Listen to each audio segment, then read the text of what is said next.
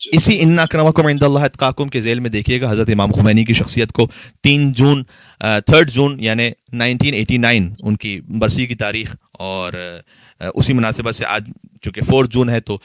ہم نے برسی کے حوالے سے بھی امام خمینی علیہ رحمہ انہیں خراج عقیدت پیش کرنے کے لیے بھی یہ سلسلہ رکھا ہے۔ حدیث مولا علی علیہ السلام ایک ہے، میں اس کے ذریعے سے امام خمینی کی شخصیت کے بارے میں کچھ بات کرنا چاہوں گا، لیکن یہ کہ ان اکرمکم عند اللہ اتقاکم ان کی زندگی سے بھی سیکھنے کی ضرورت ہے۔ جب کام جو ہے وہ بہت الہی کام تھے ان کے، اور میں ایک ویڈیو دیکھ رہا تھا، ایک مجتہد ہیں بلکہ مرجع تقلید ہیں آیت اللہ شبیری زنجانی، تو شبیری زنجانی جو ہیں وہ فرماتے ہیں کہ میں نے امام خمینی کی زندگی میں دیکھا کہ کسی کی تعریف کرنے میں، اگر اس میں وہ دیکھتے تھے لیاقت اور اہلیت ہے، کسی کی تعریف کرنے میں کبھی بھی بخل سے کام نہیں لیتے تھے۔ یہ بھی بڑا مشکل ہو جاتا ہے کہ کسی کی تعریف کرے، کوئی ایک ڈیزرونگ ہے، کوئی ایک اہل ہے، اس کی تعریف کی جائے، یہ ہم اپنے آپ کو روک لیتے ہیں تھوڑا سا، کیونکہ ہمارا نفس روک لیتا ہے کہ یار کہیں ایسا نہ ہو کہ تعریف کر لو تو کہیں اسی کی جو ہے وہ اس کو لوگ جو ہے نا اس کو واہ واہ کرنے لگیں یا اس کے بڑے قائل ہو جائیں، تو نہیں۔ کہتے ہیں آیت اللہ زنجانی کہتے ہیں کہ امام خمینی کسی کی تعریف کرنے میں کہیں پر بھی ہچکچاتے نہیں تھے، اگر یہ تعریف وہ تعریف ہو رہی ہے کہ جو جینوئن تعریف ہے، ٹھیک ہے، جو واقعا جو ڈیزرو کرتا ہے۔ پھر اس کے بعد کہتے ہیں کہ اگر کوئی ان کی اپنی تعریف کرتا تھا تو اس سے وہ بہت ایوائڈ کرنے کی کوشش کرتے تھے۔ اور اس کی ایک ویڈیو میرے پاس پہنچی، ایک اجتماع ہو رہا تھا امام خمینی کے، مجھے ان کی ویڈیو میرے پاس میرے موبائل میں موجود بھی ہے، کہ جو مختلف امام جماعت ہیں جو جمعہ پڑھاتے ہیں ایران میں، ان کا اجتماع تھا، تو وہ سب امام خمینی علیہ رحمہ کے پاس آئے ہوئے تھے۔ تو آیت اللہ مشکینی ان تمام کی جانب سے ایک نمائندہ بنتے ہوئے گفتگو کرتے ہیں امام خمینی سے مائک پر، اور وہ یہ کہتے ہیں کہ جب انہوں نے آغاز کیا آیت اللہ مشکینی نے امام خمینی کو مخاطب کرنے کے لیے، تو انہوں نے اسٹارٹ اس طرح سے کیا، اعوذ باللہ اور بسم اللہ اور خطبے کے بعد، کہ مثال کے طور پر رہبر بزرگ اور رہبر کبیر جہان اسلام اور مرجع علی قدر، پھر کہا کہ ملجا و ماوا ہیں تمام مستضعفین جہان کے لیے، اور سلام اللہ، اور آپ پر اللہ کا سلام ہو، ہماری جانب سے بھی سلام ہو، ابدم ما بقیت، یہ جملہ بھی کہا کہ جب تک کہ ہم باقی ہیں آپ پر سلام ہو۔ تو اس طرح سے انہوں نے تعریفی کلمات جب کہے، تو امام خمینی علیہ رحمہ کی جب تقریر شروع ہوئی تو ابتدا میں فوراً انہوں نے کہا کہ آیت اللہ مشکینی، آغا مشکینی کہا انہوں نے کہ میں آپ سے ایک گلہ رکھتا ہوں، مجھے ایک شکوہ ہے کوئی آپ سے، کہ وہ آپ چیزیں اس طرح سے منسوب نہ کریں کہ ہمارے اوپر اور بوجھ بڑھتا چلا جائے۔ وہ سب کے سامنے کہہ رہے ہیں، سبحان اللہ، اس کے لیے بڑا الہی دل چاہیے کہ آپ ایک شخص کے جو تعریف آپ کی کر رہا ہے لیکن آپ کہیں کہ نہیں، نہ اس طرح سے نہ کہو۔ اور یوں کہا کہ ہم تو فقط ظاہر شریعت پر عمل کرنے والے، ہم تو باطن تک نہیں پہنچ سکتے، تو وہ آپ بوجھ مجھ پر نہ ڈالیں کہ جو پہلے ہی ہم پر بوجھ ہے اس میں اور بھی اضافہ ہوتا چلا جائے۔ ٹھیک، جب تہران پہنچے تو کہتے ہیں کہ شاید 20 لاکھ افراد کا مجمع تھا، اور 20 لاکھ افراد انہیں لینے کے لیے تقریباً ایئرپورٹ پر آئے ہوئے تھے۔ تو اتنا بڑا جو مجمع تھا، ایک آیت اللہ پسندیدے ان کے ساتھ ہوتے تھے، ان سے کہا کہ یہ سب اس وقت کہہ رہے ہیں کہ خمینی زندہ باد۔ اگر یہ سب مل کر بھی کہیں، اب نقل میں وہ کر رہا ہوں، ان کا قول نقل کر رہا ہوں کہ اللہ نہ کرے، بس میں اپنی زبان سے خالی ان کا قول نقل کر رہا ہوں، اگر سب مل کر بھی کہیں خمینی مرد آباد، تو میری ذات پہ کوئی فرق نہیں پڑے گا۔ 20 لاکھ افراد کہیں خمینی زندہ باد، 20 لاکھ افراد کہیں خمینی مرد آباد، میری ذات پر اس اعتبار سے کوئی فرق نہیں پڑتا، اس لیے کہ جو میں کر رہا ہوں وہ صرف اللہ سبحانہ و تعالیٰ کی خاطر کر رہا ہوں۔ بہت مشکل کام ہے۔ یہاں تو میں اپنی ذات کے حوالے سے دیکھوں کہ 4 تعریف کرنے والے ہوں، کوئی دنیا میں نام ہونے لگے، تو مجھے اپنے آپ کو سنبھالنا مشکل ہو جاتا ہے۔ ایک عام انسان کو سنبھالنا اپنے آپ کو مشکل ہو جاتا ہے کہ اگر 4 لوگ اس کی تعریفیں کرنا شروع ہو جائیں، وہ اپنے آپ کو واقعاً پتہ نہیں کیا کو سمجھنے لگتا ہے۔ تو یہ الہی جو ایک وجہ ہے وہ بہت ہی عالی تھا، اور میں مولا کائنات کی حدیث کو سنا کر آپ کی خدمت میں اس بات کو اختتام کروں گا کہ جامع الاخبار کتاب میں یہ حدیث موجود ہے، ہماری قدیمی کتابوں میں سے، اور حتیٰ شرح نہج البلاغہ میں بھی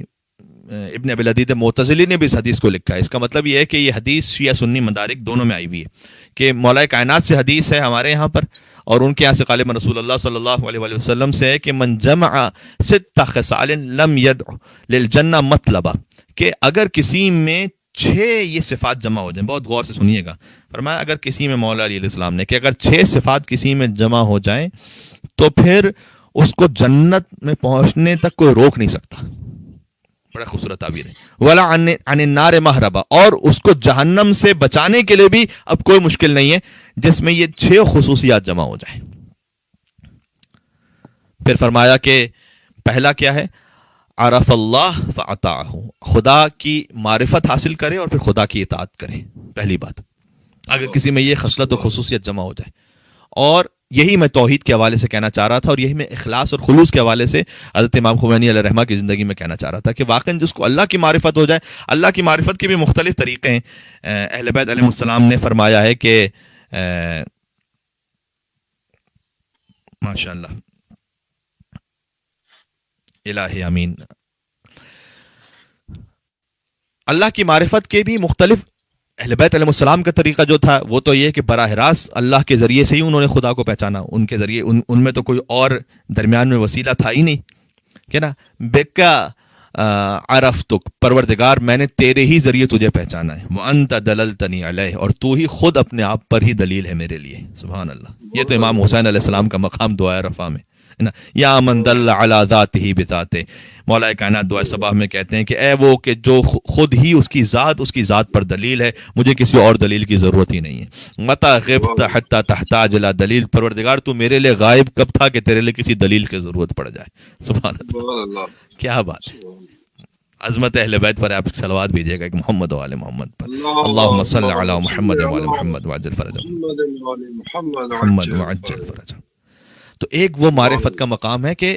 یا من دل علی ذات بذات، متی غبت حتی تحتاج الی دلیل، عمیت عین لا تراک علیہ رقیبہ، کہ اندھی ہو جائے وہ آنکھ کہ جو خود تجھے اپنے اوپر نگہبان نہ پا سکے، یعنی وہ سامنے دیکھ رہے ہیں، گویا خدا کے وجود کو قلب کی بصیرت سے دیکھ رہے ہیں۔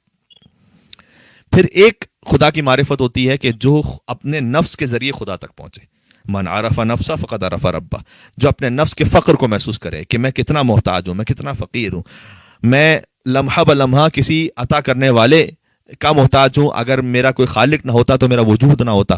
من عرف نفسہ فقد عرف ربہ، جو اپنے نفس کے ذریعے سے خدا تک پہنچے، یہ دوسرا مرحلہ ہوتا ہے۔ پھر تیسرا مرحلہ ہوتا ہے کہ وہ کائنات کے نظام کو دیکھ کر اللہ تک پہنچے، سنوریہم آیاتنا فی الآفاق وفی انفسہم حتی یتبین لہم انہ الحق، کہ ہم دکھلا رہے ہیں اور دکھلاتے رہیں گے اپنی نشانیوں کو آفاق میں اور تمہارے اپنے نفسوں میں، یہاں تک کہ تمہیں یقین ہو جائے گا کہ حق سوائے خدا کے اور کوئی نہیں ہے۔ سبحان اللہ، سبحان اللہ، ماشاء اللہ، اللہ اکبر، یہ معارف کا خزانہ ہے، سبحان اللہ ہمارے پاس۔ تو ایک پھر ہم کائنات سے خدا تک پہنچتے ہیں، اہل بیت کا مقام وہ خود خدا ہی کے ذریعے خدا تک پہنچتے ہیں، وہ بیچ میں کچھ ہے ہی نہیں۔ جب انہیں اللہ نے خلق کیا تو کائنات تھی ہی نہیں، تو خدا ہی تھا فقط، تو خدا کے ذریعے سے انہوں نے خدا کو سمجھا ہے۔ پھر ایک ہے کہ ہم اپنے نفس کے ذریعے سے خدا کو سمجھیں، تیسری منزل ہے کہ کائنات کے ذریعے سے خدا کو سمجھیں۔ پھر فلاسفہ جو ہیں وہ عقلی دلیلوں کے ذریعے سے خدا تک پہنچتے ہیں، ٹھیک ہے نا، کہ خدا واجب الوجود ہے، ہم ممکن الوجود ہیں، خدا کا جو شریک ہو نہیں سکتا وہ ممتنع الوجود ہے، تو ممکن الوجود محتاج ہے واجب الوجود کا۔ یہ سخت عقلی دلیلیں ہوتی ہیں جس کے ذریعے سے خدا تک پہنچا جائے۔ بہرحال کسی بھی طریقے سے کوئی خدا تک پہنچے، لیکن مولا کائنات کہتے ہیں کہ جس میں یہ 6 چیزیں جمع ہو جائیں اسے جنت پہنچنے سے کوئی روک نہیں سکتا۔ یہ علی کہہ رہے ہیں جو خود قسیم الجنت والنار ہے۔ پہلا کہا کہ اگر کوئی خدا کو معرفت حاصل کر لے، کما حق تو کوئی سمجھ ہی نہیں سکتا، لیکن وہ اپنی حیثیت اور بساط کے مطابق اگر خدا کی معرفت حاصل کر لے اور خدا کی اطاعت کرنا شروع کر دے، اسے جنت پہنچنے سے کوئی نہیں روک سکتا۔ جو آپ کو ہمارے علماء میں نظر آتا ہے، اور کیا آج حضرت امام خمینی کے حوالے سے ذکر ہو رہا ہے تو میں اس حوالے سے ذکر کر رہا ہوں۔ اور دوسرا، فقط خدا کو پہچانا ضروری نہیں ہے، امام نے آگے فرمایا کہ عرف الشیطان فعصاہ، وہ شیطان کو بھی سمجھ جائے اور شیطان کی مخالفت شروع کر دے، ٹھیک ہے، یہ بھی ضروری ہے شیطان کی چالوں کو بھی سمجھنا ضروری ہے. کئی مرتبہ شیطان ہوتا ہے وہ دل میں آ کر ایسے ایسے وسوسے ڈالتا ہے اور واقعاً اتنا بڑھا چڑھا کر انسان کو اپنے آپ کو پیش کرتا ہے کہ وہ سمجھنے لگتا ہے انسان کے پتہ نہیں واقعاً میں لگتا ہے کہ اس سے اچھا تو میرے سے اچھا تو مومن میرے خیال میں کوئی نہیں ہوگا, کم سے کم میلبرن میں تو میرے سے اچھا کوئی مومن نہیں ہے. یہ انسان سمجھنے لگتا ہے اپنے آپ کو نا. یہ شیطان کو بھی وہ پہچانے گا. شیطان کبھی حسد ڈال رہا ہے میرے دل میں, کبھی وسوسہ ڈال رہا ہے, کبھی غرور ڈال رہا ہے, کبھی تکبر ڈال رہا ہے. تو شیطان کو بھی سمجھے, شیطان کی چالوں کو, اور فعصا ہو. اور کئی مرتبہ ایسا ہوتا تھا, ہم نے علماء سے سنا ہے کہ مثلا ابھی تو انقلاب آیا بھی نہیں تھا, امام خمینی علیہ رحمان نجف اشرف میں ہوتے تھے, تو ان کے پاس کچھ لوگ آتے تھے, ان کی بڑی تعریفیں کرتے تھے, اتنی تعریفیں کرتے تھے کہ ایسا لگتا تھا کہ بس اس سے زیادہ تو کوئی معتقد ہے نہیں امام خمینی کا. اور جو بعد میں جو ان کے اطراف کے افراد ہوتے تھے, امام خمینی وہ بیان کرتے ہیں کہ امام خمینی ہم سے کہتے تھے کہ ان لوگوں سے بچ کے رہنا, یہ جو میری ابھی یہ بات کر کے گیا نا, اس سے بچ کے رہنا ذرا. ہم کہتے تھے یہ تو آپ کا بہت معتقد, بہت مخلص لگ رہا ہے. وہ کہتے تھے کہ نہیں, یہ بعد میں تمہیں پتہ چلے گا. ٹھیک ہے, تو وہ شیطان کی مکاریوں کو بھی سمجھتا ہو انسان, اور فعصا ہو, اور اس کی مخالفت کر سکے. وعرف الدنیا فرفضہ, اور وہ دنیا کو, اور فعرف الدنیا فرفضہ, وہ دنیا کو پہچانتا ہو اور دنیا کو ٹھکرانا بھی جانتا ہو. سبحان اللہ. یہ مولا کہہ رہے ہیں کہ اگر کوئی ایسا ہو جائے تو پھر وہ جنت میں پہنچنے سے اسے کوئی نہیں روک سکتا. ٹھیک ہے. اچھا, وعرف الآخرہ فطلبہا, اور آخرت کو بھی پہچانتا ہو, وہ آخرت کی بھی معرفت رکھے اور اس کے لیے اپنی زندگی میں بس اس کی زندگی کا ہم و غم بن جائے کہ مجھے آخرت چاہیے. وعرف الباطل فاتقاہ, باطل کو بھی سمجھے اور باطل سے اپنے آپ کو بچائے. اور وعرف الحق, اور حق کو سمجھے. فاتبعہ, اور حق کی اتباع کرے, یہ حق کا اتباع کرے. یہ وہ شخص ہے کہ جو مولا نے کہا کہ یہ جنت میں جائے گا. تو ہمیں خدا کو بھی پہچاننا ہے, شیطان کی مکاریوں کو بھی سمجھنا ہے, اور دنیا کو بھی پہچاننا ہے کہ دنیا ہمیں کیسے فریب دے رہی ہے. آخرت کو سمجھنا ہے, دنیا کو سمجھنا ہے اس لیے کہ تاکہ ہم دنیا کو ٹھکرا سکیں. آخرت کو سمجھنا ہے اس لیے کہ ہم آخرت کو طلب کر سکیں. باطل کو سمجھنا ہے تاکہ باطل سے اپنے آپ کو بچا سکیں. حق کو سمجھنا ہے تاکہ حق کا اتباع کر سکیں. انشاءاللہ اللہ سبحانہ و تعالی ہمیں توفیق عنایت فرمائے اور ہم اس راہ میں آگے بڑھ سکیں. تو عزیزان گرامی, یہ صفات آپ کو علماء میں, مراجع میں, اور بالخصوص حضرت امام خمینی علیہ الرحمہ میں بہت واضح ہو کر نظر آئیں گی. الہی زندگی تھی, لہٰذا آخر میں یہ کہا کہ با قلبی آرام و دل مطمئن از دنیا میر روام. بہت بڑی بات ہے یہ کہ میں مطمئن دل کے ساتھ اور ایک آرام دہ نفس کے ساتھ, کوئی بوجھ نہیں ہے میرے دل پر, دنیا سے جا رہا ہوں. وقت آخر بہت سے ریگریٹس ہوتے ہیں انسان کو, کاش فلاں نہ کیا ہوتا, ایسا نہ کیا ہوتا, ویسا نہ کیا ہوتا, یہ نہ ہوتا, وہ نہ ہوتا. کہنے میں مطمئن دل کے ساتھ دنیا سے جا رہا ہوں. جو کیونکہ امام خمینی مکتب اہل بیت کے شاگرد ہیں, تو یہ آپ کو شبیہ نظر آئے گی جو امام مطلق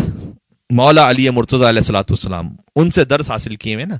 تو لہٰذا جب علی کے فرق اقدس پر ضربت لگی تو علی کہتے ہیں فزت و رب الکعبہ, کعبے کے رب کی قسم علی کامیاب ہو گئے. یہ کعبے کے رب کی قسم علی کامیاب ہو گیا. یہ بہت بڑا معاملہ ہے کہ انسان وقت آخر کسی میں ہے جرت کہ جو یہ کہہ سکے کہ ہاں میں خدا کی قسم کھا کے کہتا ہوں کہ میں کامیاب ہو گیا. یہ علی مرتضیٰ علیہ الصلوۃ والسلام, ان کے خانوادے کا مقام ہے اور مرتبہ ہے. اور امام حسین علیہ السلام کے لیے روایات میں ہے کہ جیسے جیسے عاشور کا دن گزرتا چلا جا رہا تھا, ان کے چہرے کا نور اور نمایاں ہوتا چلا جا رہا تھا. اللہ اکبر. عزیزان گرامی, جس نے 18 برس کے جوان کڑیل لاشے کو اٹھایا ہو تو چہرے پر تو ویسے ہی ضعف آ جانا چاہیے اور چہرہ مرجھا جانا چاہیے. پھر جس نے 6 مہینے کے اپنے معصوم بچے کا سر اور گلا ذبح ہوتے ہوئے دیکھا ہو, اس کی کیا کیفیت ہونی چاہیے. جس نے اپنے بھتیجے کی لاش کے ٹکڑوں کو اٹھایا ہو, جس نے اپنے اون و محمد جیسے بھانجوں کے لاشوں کو اٹھایا ہو, ایک کے بعد ایک اتنی شہادتوں کو دیکھا ہو, جو جانتا ہو کہ اب جب میں یتیم ہو جاؤں گا تو میری بچی کو تماچے لگائے جائیں گے, جو جانتا ہو کہ جب میں شہید ہو جاؤں گا تو میری بچی کو تماچے لگائے جائیں گے، جو جانتا ہو کہ جب میں شہید ہو جاؤں گا تو